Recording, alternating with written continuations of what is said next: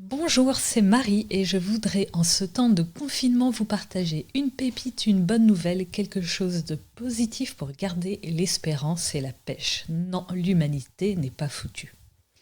D'ailleurs, je voudrais vous parler de ces liens familiaux renforcés par le confinement. Alors oui, je sais, rien d'évident et point de généralité possible dans ce domaine. Mais tout de même, combien de parents qui, à l'ordinaire, ne voyaient pas grandir leurs enfants entre un travail prenant et des trajets infinis, ont vu au cours de ces 2 derniers mois des premiers pas, une première dent tombée, entendu un premier papa attendrissant recueilli un sourire ou une grande confidence. Combien de mamans qui devaient reprendre le travail et se séparer de leur bébé encore si petit, mon Dieu, même pas 3 mois, ont pu profiter de 2 grands mois supplémentaires, continuer un allaitement qu'elles n'avaient peut-être pas envie d'arrêter.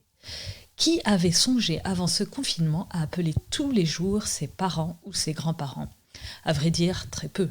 Cela aurait été mal vu en plus. Cela aurait passé pour de l'infantilisme, pour un conflit oedipien mal réglé. Et pourtant, depuis 2 mois, c'est ce papa qui, gardant ses enfants tout en télétravaillant parce que sa femme est soignante, a mis en place un Skype quotidien d'1 heure et demie avec les grands-parents.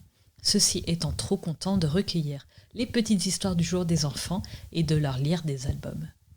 C'est que c'est important les petits bonheurs et les malheurs minuscules des enfants, c'est leur petite vie à leur taille, un présent toujours renouvelé porteur parfois d'un infini inattendu.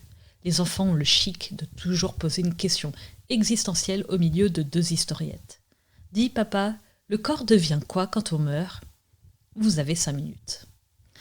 C'est cette jeune fille mise au chômage technique qui appelle tous les jours sa grand-mère pour faire une partie de Scrabble modifiée afin de lui changer les idées dans l'EHPAD où elle est confinée. Ce sont ses cousins que l'on a perdus de vue et que l'on rappelle, ces apéros Skype familiaux, ces fils WhatsApp qui permettent de prendre des nouvelles de la sœur à Rennes, du frère à Toulouse et du petit dernier à Hong Kong.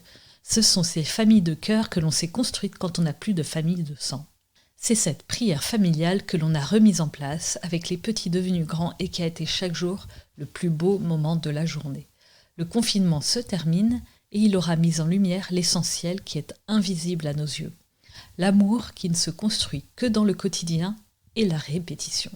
Et vous, quels liens familiaux ont été renforcés par le confinement ?